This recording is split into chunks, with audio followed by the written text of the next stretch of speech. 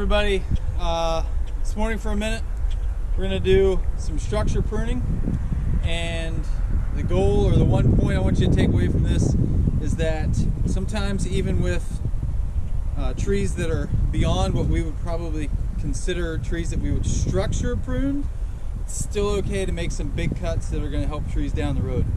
So make sure you get the whole shot of this tree here, Garrett. But we got sugar maple here.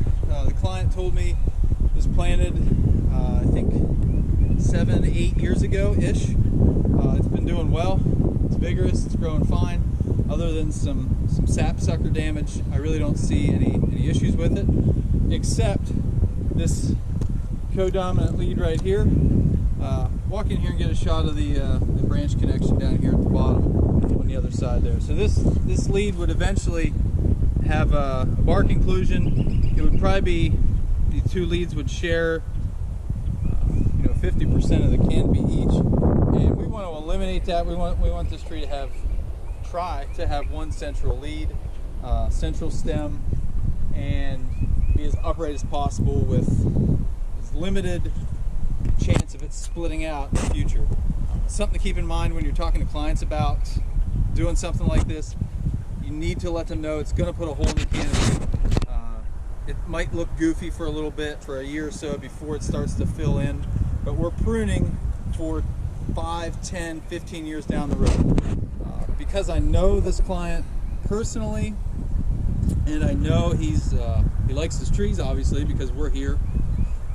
I told him if this was my tree, I'd make a big cut up here to completely eliminate this lead, and then maybe over the years, the next 3 or 5 years, even take it down further.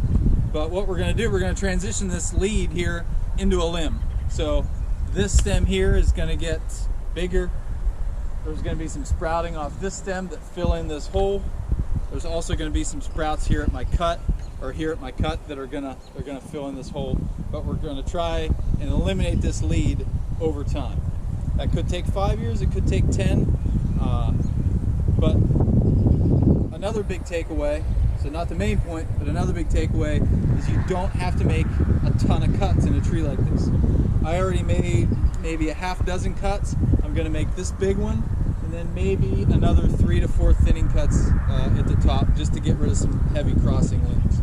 But you do not need to nitpick through trees like this. If you're making big cuts, you're already taking that 25-30% of the tree out.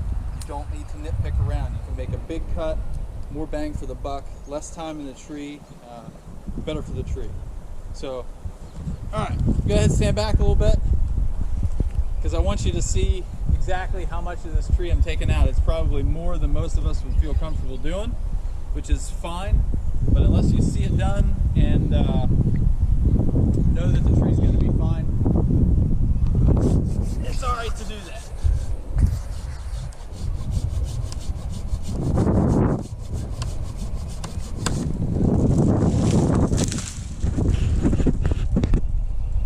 So as you can tell, we put a nice big hole in the canopy up here. It's going to open things up. I probably wouldn't have done this in the middle of summer or during bud break, which is very shortly here in a few weeks, or as the leaves are starting to drop or turning at the end of the year. Winter would be the best time to do something like this.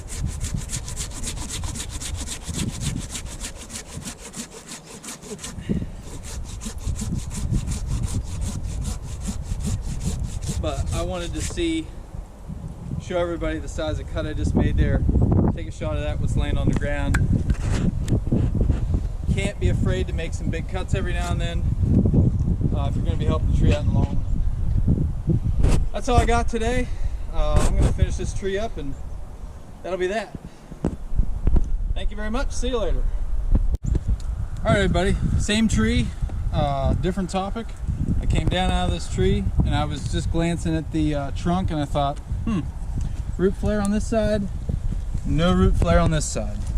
To any educated arborist, that should signal construction damage or girdling root or circling root.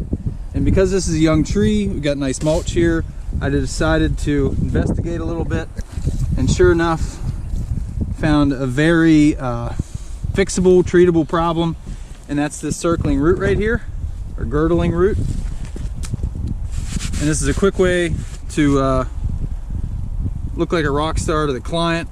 Also, obviously it's better for the tree, and an easy way to turn a little bit more profit on a job.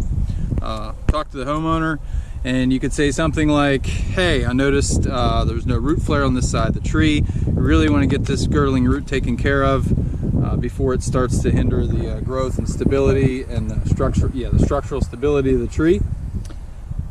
I can take care of that for you for a a small additional fee, whatever that may be, depending on the tree and the root and how many there are. It could be 35 bucks, could be $100. But real quick, I went out in my truck, I found a chisel and a hammer. Could also use a sawzall if you know you're going to be doing this. Small hatchet, something to make a decent, clean cut without damaging, most importantly, without damaging the trunk of the tree you're trying to help. You can come around here to the other side now. All I'm going to do is make 2 cuts, one on either side of this root.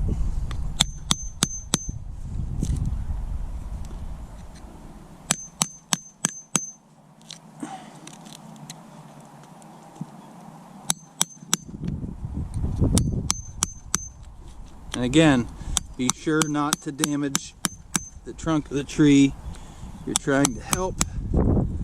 Knock any bark off.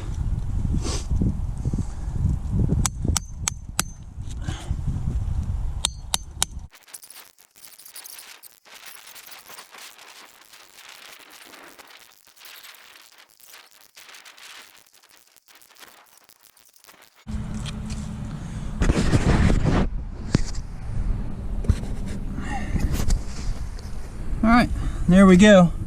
Got a root out, or most of it out. And you can see the notch it was making in the bottom of the trunk. That root would have definitely hindered the growth of this tree down the road. So, did this guy a favor, did our client a favor, and ensured we're going to have a tree to prune when we come back to address these codominant stems again. But I could not video that and make a little instructional video out of it just because it was here and needed done. So, anybody going fishing tomorrow? Worms all through this place. All right, see you later.